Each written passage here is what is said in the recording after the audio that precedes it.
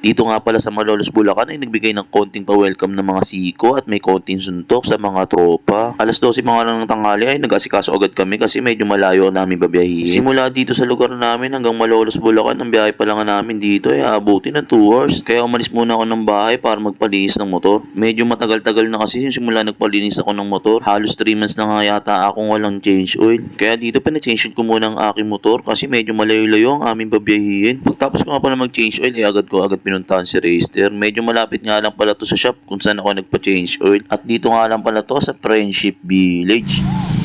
Sama-sama na naman ang mga hudas.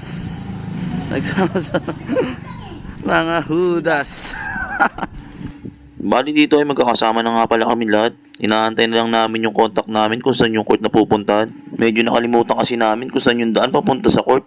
At hindi nga rin pala kami sinundo ng contact namin. At sinabi na lang pala ni tropa ay waste na lang daw papuntang Dreamcrest Subdivision. Kaya agad bumiyahe na lang kami kahit mainit-init pa. Medyo malayo-layo ang aming babiyahin. Halos isang oras na kami bumiyahe at ito babiyahe na naman ulit kami. Makalipas ng 2 oras at ito napuntahan na namin yung Dreamcrest. Medyo naligaw-ligaw kami dahil di talaga namin alam kung saan yung daan. At nandito na nga rin pala kami sa court na paglalaruan. Medyo malilim yung gilid at may konting araw yung paglalaruan. Kumpleto nga rin pala ang mga tropa. Si Adim lang ang wala rito.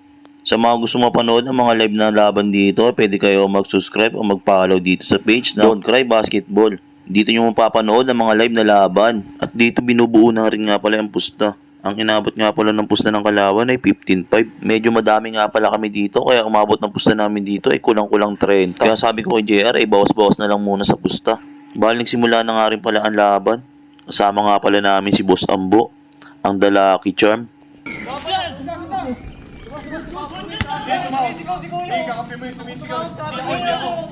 Kasi simula pa nga lang ng laban ay diskusyon na agad. Sa mga oras na ito, ang score nga pala nito ay all 80 na.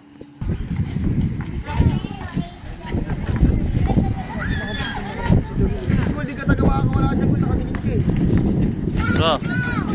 Ay, wala. Dito medyo napipiko na si tropa.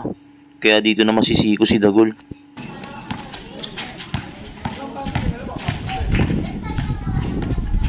Tigas.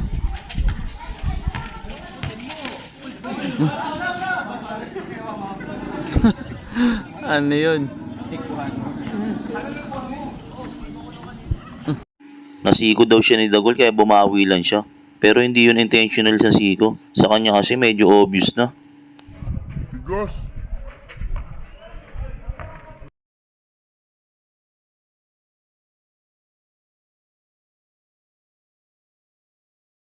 Sa part na to ay hindi lang siko ang gagawin ni tropa. Manununtok na rin siya.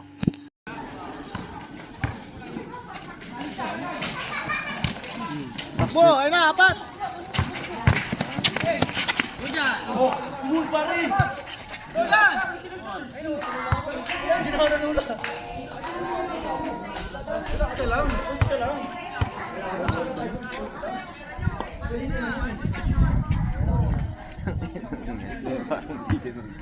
Medyo hindi na sports maglaro si Idol. Hindi lang nakontento sa siko at nanuntok pa.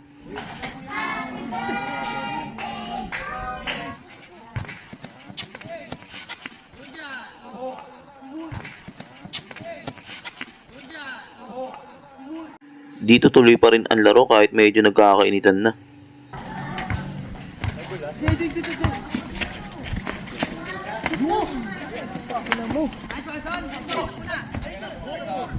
Inabot na naman ng siko si Nutnut. Pagtapos ng suntok, ngayon siko na naman.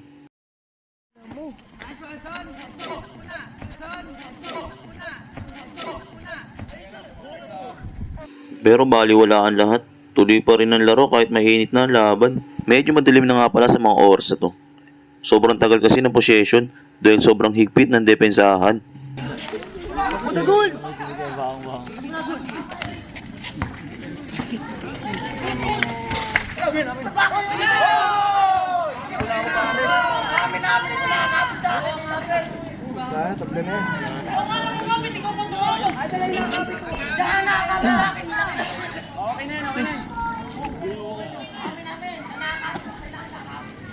Dito ay diskusyonan na naman. Ang score nga lang pala nito ay all 19. All warning pa lang.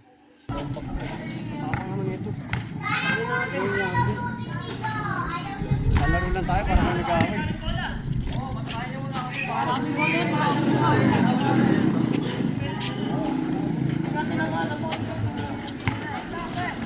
Okay na yan, idol. Okay na yan. Tatapon ng tawag natin eh. Hindi man tayo nag-away. Naglalaro tayo eh. Pares hindi nagbibigay ng dalawang grupo. Kaya pag desisyon nila ay tabla na lang. Swerte nga pala talaga si Boss Ambo. Mula noon hanggang ngayon. Medyo madilim na rin kasi halos di na rin makita ang bola. Kaya ang desisyon ng bawat grupo ay tabla na lang talaga. Nice game pa rin pala sa nakalaban dito sa Malolos, Bulacan. Medyo nagkaroon lang ng konting initan pero okay na rin naman sila. Sa loob lang ng court ang magkakalaban pero pagtapos ng game ay magkakaibigan na ulit. Kaya sa mga gustong lumaro, message lang kayo dito sa page na to sa Don't Cry Basketball.